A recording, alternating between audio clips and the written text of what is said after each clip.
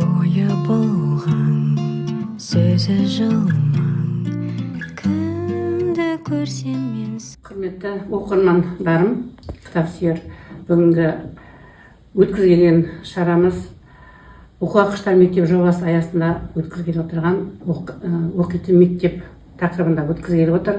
Біздер Мұхтар Мағауиннің міне Шахан шер романын талқылап, енді осы кітапта сіздерге өміріңізге әсер еткен жері, өмірде қандай жағдайда болса да осы көмектескендігі болса айтып берсеңіздер.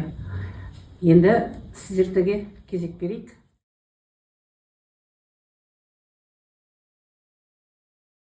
Мұхтар Мағауиннің Шахан шері шығармасында бұл романда қазақ даласының өткен кезеңі, тұрмыс тіршілігі, аңшылық мәдениеті сипатталады.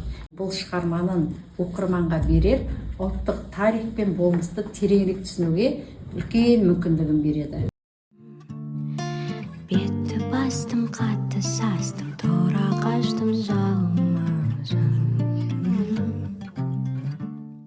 Бұл шығармада жолбарыс өте қауіпті аң екені айтылады. Кейін бір адамның кек алам деп, оны бір адамның өзі қаншама жолбарысты қырып тастаған туралы айтылады. 1940 жылы Жетісу өлкесінде соңғы жолбарыстың көзін жойып қызыл кітаптарға енген айтылады. Романда аңшылық, қазақтың өмір салты суреттеледі. 1940 жылда соңғы жолбарысты өлтіргеннен кейін қызыл кітапқа енеді жолбарыстарды қатты қарайтын болады. Осы роман арқылы біз деген адам мен жануарлардың арасындағы байланысты көре аламыз. Ең алдымен бұл шығарманы оқушыларға беретін, яғни мектепте зерттейтін құндылығы туралы айтатын болсам, бұл шығарма оқушыларға адамгершілік пен тәрбие туралы үйретеді. Яғни Шахан шері өзінің кегін алғысы келді. Бұл яғни біздерге кек алмау туралы, керісінше адамгершілікті сақтау туралы түсінуге көмектеседі. Және де бұл жерде табиғатты аялауға, яғни осы шығармадан кейін жолбарыс қызыл кітапқа енген болатын. Табиғатты аялауға, адам мен табиғат теңдігін сақтауға көмектеседі.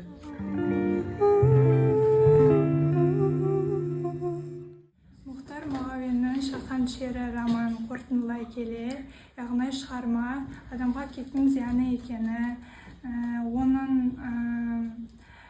адамды өзгертіп, жалғыздыққа келетіні, сонымен қатар